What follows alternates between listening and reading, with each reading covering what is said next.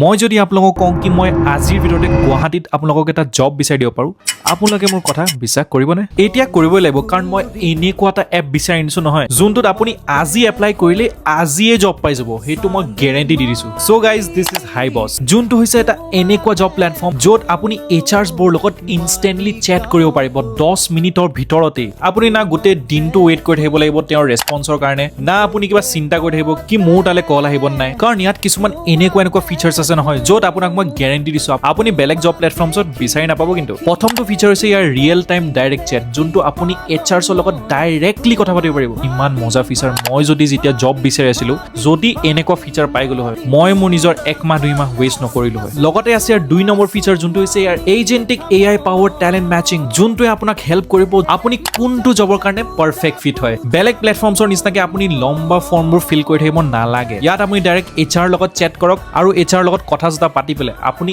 ইণ্টাৰভিউটো instantly fix কৰিব পাৰে। হয়নে নাই এটা মজা প্লেটফৰ্ম? মই কৈছোৱে না, মোৰ লগত থাকিলে আপোনালোকে চিন্তাই কৰিব নালাগে, জব এনেকে হাতত আহিব, হাতত।